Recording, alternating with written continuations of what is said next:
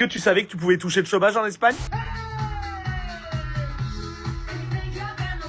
Je m'appelle Solène, je suis française et j'habite aux Pays-Bas et actuellement je touche le chômage à l'étranger. Alors je vais vous expliquer en 4 étapes comment faire pour avoir la possibilité de toucher le chômage à l'étranger.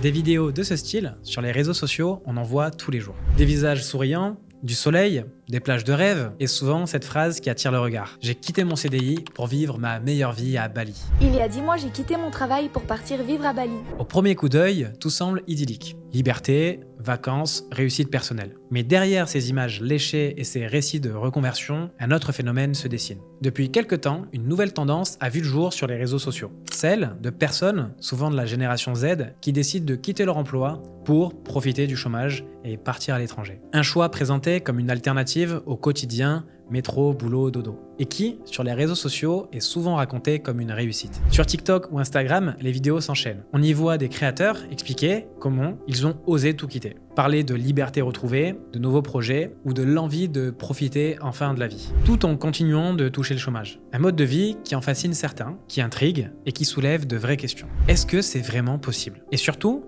que raconte cette tendance sur notre rapport au travail aujourd'hui? Et forcément, face à l'engouement que suscite ce mode de vie ainsi que ces vidéos, certains ont décidé d'aller encore plus loin et de s'improviser coach en licenciement. Je te donne 3 conseils pour te faire licencier de manière très efficace. Alors aujourd'hui, je vais vous apprendre à vous faire virer de votre CDI pour pouvoir toucher le chômage. Alors, sur leur compte, entre 2 vidéos de coucher de soleil et de développement personnel, ils partagent désormais des astuces pour se faire virer de son job, histoire de toucher le chômage sans avoir à démissionner. De nombreuses vidéos circulent, mais la question reste la même. Peut-on vraiment tout quitter du jour au lendemain et espérer toucher les allocations chômage? La réponse est bien souvent non. Ce n'est pas aussi simple que ça. Les conseils pour se faire virer sont nombreux. Ne plus faire son travail correctement, multiplier les retards, ne pas venir au bureau sans prévenir. Des conseils qui peuvent laisser perplexes, mais qui, pour certains, résonnent comme une évidence. Mais avant de pousser la réflexion un peu trop loin, il faut dans un premier temps remettre les choses au clair. Parce que pour comprendre cette tendance, encore faut-il savoir ce qu'est réellement le chômage. Et surtout, qui peut y prétendre? Moi je me demande toujours comment ça marche le chômage, donc comment on en bénéficie,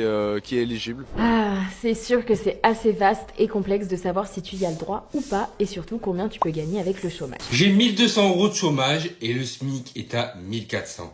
Donc j'ai au moins 200 € de moins que le SMIC. Le chômage, ce n'est pas un cadeau tombé du ciel. C'est une aide versée à la fin d'un emploi financée par des cotisations. En effet, pendant toute la durée de son activité, le salarié et son employeur cotisent chaque mois pour alimenter ce système. Prenons un exemple concret. Pour un salaire brut de 2000 €, l'employeur verse 4,05%, soit 80 € à l'assurance chômage. Et c'est aussi ce genre de cotisation qui explique l'écart entre le brut et le net, celui qui fait souvent grincer des dents quand on découvre sa première fiche de paie. En clair, le chômage, ça se mérite, et tout le monde ne peut pas y avoir droit. Pour prétendre aux allocations, il faut avoir travaillé au moins 6 mois sur les 24 derniers et avoir perdu son emploi de manière involontaire. Autrement dit, à la suite d'un licenciement, d'une fin de CDD, ou d'une rupture conventionnelle. Une fois sans emploi, la première étape, c'est de s'inscrire à France Travail. C'est l'organisme qui verse chaque mois les allocations à condition de prouver qu'on le recherche activement un travail. Comment?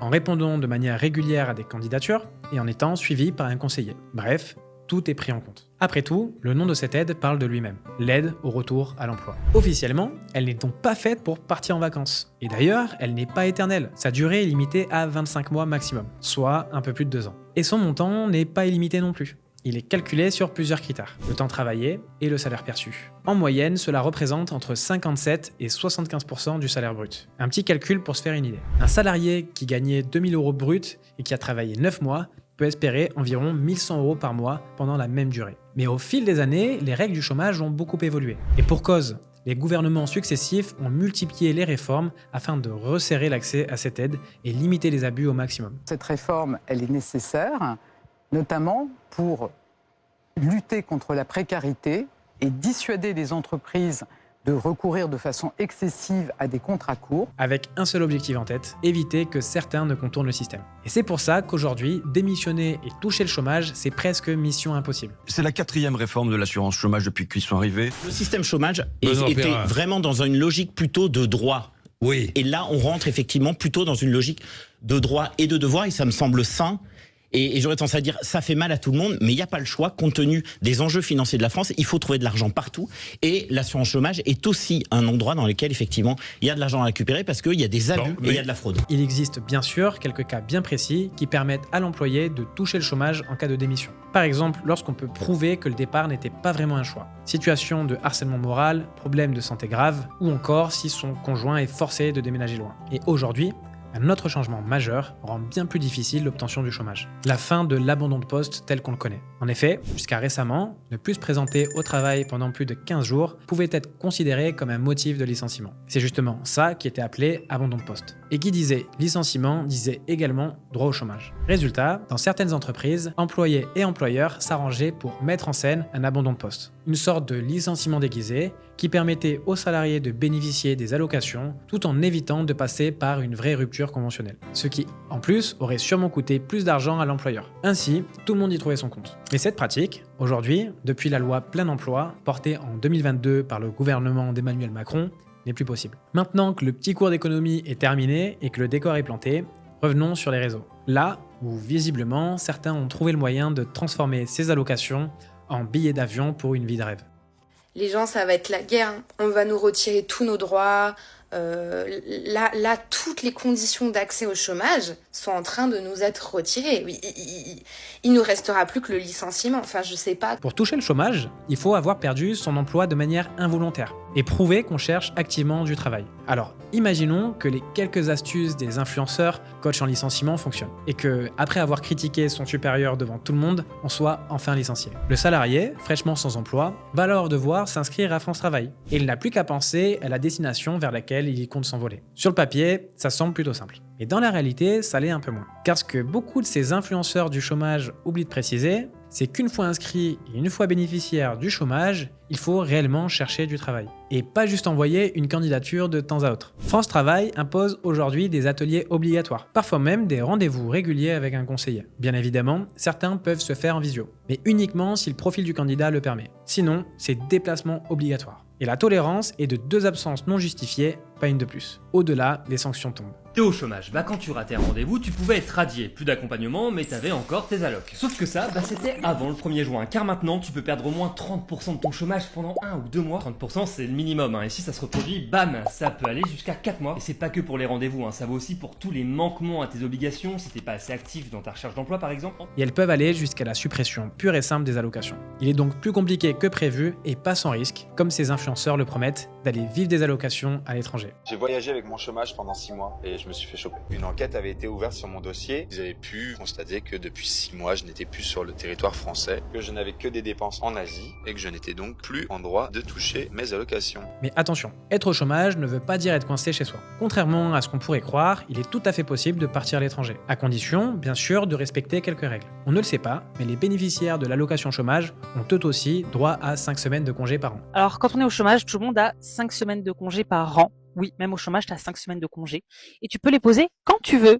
Et pendant ces 5 semaines, ton conseiller ne peut pas t'appeler, ne peut pas te poser de rendez-vous. Vraiment, tu es tranquille de faire ce que tu veux, d'aller à l'étranger, tout ce que tu veux. La seule obligation, prévenir France Travail si l'absence de son domicile dépasse 7 jours consécutifs. Et il existe même une option bien plus méconnue. Le programme Erasmus+, pour demandeurs d'emploi. Oui, plus besoin d'être étudiant pour y avoir droit. Ce dispositif, qui existe depuis plus de 35 ans, permet de partir en stage dans une entreprise européenne pendant 2 à 6 mois, tout en continuant bien sûr à percevoir ses allocations. L'objectif est simple pour le demandeur d'emploi. Renforcer ses compétences linguistiques, découvrir un autre environnement professionnel et surtout ajouter de nouvelles qualités sur son CV. Les conditions sont simples, il suffit d'être inscrit comme demandeur d'emploi et être ressortissant de l'espace économique européen ou disposer d'un droit de travail sur le sol européen. Pas de limite d'âge, pas de statut particulier. Et pour ceux qui n'ont jamais eu la chance de faire un Erasmus pendant leurs études, disons que c'est une belle occasion de se rattraper. Mais si certaines alternatives permettent effectivement de profiter temporairement de son chômage à l'étranger, le cœur du problème reste ailleurs. Ces vidéos virales qui chaque jour semblent banaliser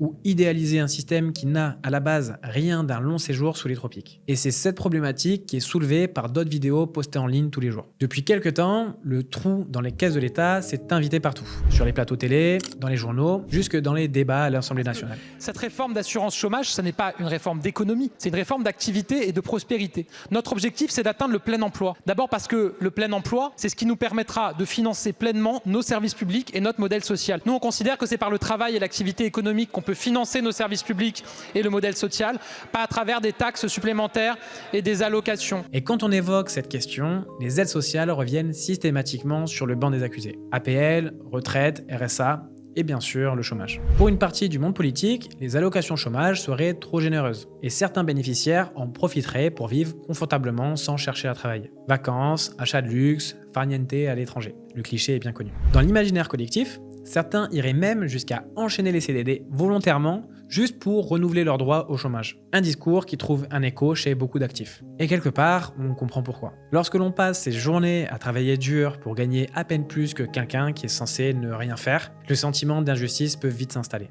T'as déjà remarqué la haine que les travailleurs ont pour les gens qui profitent du chômage pour faire le tour du monde ou se reposer? D'une certaine façon, je les comprends, mais en réalité, ils ont tort. Une personne au chômage a cotisé pendant qu'elle travaillait pour avoir le droit de toucher à cette assurance au moment où elle ne travaille pas. Et tous les travailleurs qui cotisent ont la possibilité de le faire, les règles sont écrites et sont super claires. Surtout quand les réseaux sociaux entretiennent cette image d'un chômage de rêve entre cocotier et liberté retrouvée. Mais le vrai problème, c'est que tout ça ne reflète pas la réalité. Sur Internet, on ne montre que ce qui brille. Des vies parfaites, des sourires sans fatigue, des photos impeccables. On efface comme on veut les doutes, les galères, les moments de faiblesse. Même les fameuses publications Instagram vs réalité ne trompent plus personne. La réalité qu'on y montre reste encore mise en scène. Et c'est pareil pour le chômage. Car en pratique, les allocations dépendent directement du temps travaillé et du salaire perçu. Le calcul est donc simple. Moins on a travaillé, moins on touche. Alors, si on se posait vraiment la question, est-ce qu'on est vraiment capable de maintenir le même niveau de vie qu'en étant salarié, avec un revenu amputé d'un tiers et parfois même de la moitié? Et par train de vie, on entend seulement payer le loyer, les factures, faire ses courses, les frais médicaux, etc. On ne parle alors pas des sorties, des voyages ou des petits plaisirs du quotidien. La réalité, c'est que au quotidien, vivre du chômage, ce n'est pas vivre confortablement. Et ce n'est pas tout. Quand on scrolle un peu sur les réseaux sociaux, au milieu des vidéos qui vantent le chômage à l'étranger, on tombe aussi sur des contenus beaucoup plus réalistes. On tombe alors sur des personnes qui partagent des conseils bien différents. Des conseils pour mieux gérer la recherche d'emploi. Et là, tu te demandes comment je fais pour garder la motivation. Comme toi, je perds un peu espoir. Donc je balance mon ordi, je me lève et plutôt que de chercher absolument ma valeur à travers un travail, je décide de m'accorder du temps pour moi. Et pour ma part, ça passe à travers le fait de prendre soin de soi. Ou simplement des personnes qui racontent les vraies difficultés du chômage. Je pense que c'est important de voir aussi l'envers du décor de ce que c'est d'être au chômage. De se retrouver face à soi-même, d'être toute seule, de pas avoir d'entretien, de postuler non-stop, de pas avoir de retour. La réalité aussi financière, la réalité de pourquoi j'ai fait autant d'études, pourquoi je suis allée là-dedans, j'aurais dû faire ça autrement, j'aurais dû faire ci. Mais bon, voilà, avec ici, comme on dit, on refait le monde. De plus en plus, ces vidéos abordent des sujets rarement évoqués par les médias traditionnels ou les débats politiques. La solitude liée au chômage et l'impact sur la santé mentale. Et c'est vrai, quand on cherche un emploi, on passe souvent beaucoup de temps seul. Sauf si l'on vit en colocation ou avec sa famille. Et si au début, toucher le chômage peut sembler être une bénédiction, après tout, c'est quelques semaines de repos bien méritées après des années de travail acharné. On reprend des loisirs, on lit, on profite de sa famille ou de ses proches. On se sent presque en vacances avec un revenu pour lequel on a déjà cotisé. Mais après quelques semaines, l'isolement commence à se faire sentir. On a envie de sortir, de voir des amis, de changer de décor. Sauf que nos amis, eux, sont souvent occupés, université, travail, vie personnelle, et lorsqu'ils sont disponibles, ils n'ont parfois pas l'énergie de nous accompagner. Cette solitude peut rapidement devenir pesante, transformant les journées en un cercle vicieux où la motivation disparaît. À quoi bon se lever, se préparer, postuler encore et encore si les réponses tardent à arriver ou sont négatives. Pour contrer cet isolement, France Travail propose des ateliers destinés à accompagner les demandeurs d'emploi dans leur démarche et à créer un véritable lien social. Mais même s'ils créent du lien social, ces ateliers sont parfois critiqués sur leur fond et leur efficacité. Je suis allée à mon premier atelier France Travail. C'était un atelier de 3 heures qui était censé finalement nous proposer l'équivalent d'un bilan de compétences. Bon, déjà la meuf arrive avec 10 minutes de retard, soit. L'atelier dure 3 heures, qui se sont découpées aussi simplement que comme ça. 1 heure de présentation de tout le monde, on était 8. 1 heure pour faire la distinction entre un savoir-faire et un savoir-être à l'aide de l'exemple du permis de conduire. À savoir, à faire un créneau est un savoir-être ou un savoir-faire. Et ensuite, la dernière heure a été gracieusement occupée à nous foutre sur un poste d'ordinateur pour nous demander de compléter nos compétences dans le logiciel France Travail, chose que j'avais déjà faite moi-même avant de venir. Cet atelier a donc été d'une utilité sans nom. Heureusement, des associations indépendantes comme la Solidarité Nouvelle face au chômage existent depuis des décennies pour offrir un soutien concret, redonner confiance et rompre l'isolement. Aujourd'hui, ce sont aussi les demandeurs d'emploi eux-mêmes qui prennent l'initiative. Groupes WhatsApp, forums, réseaux locaux. Des communautés se créent pour échanger, partager des conseils et se soutenir. Par exemple, à Toulouse, un groupe a été créé après une erreur de RH qui a exposé des emails de candidats permettant aux étudiants en communication de se rassembler et de s'entraider. Et finalement, les réseaux sociaux, tant critiqués pour leurs illusions sur le chômage, peuvent eux aussi devenir un véritable outil de soutien et de motivation pour ceux qui traversent cette période difficile. Alors oui, on entend souvent que les réseaux sociaux sont le mal du siècle, mais tout n'est pas acheté.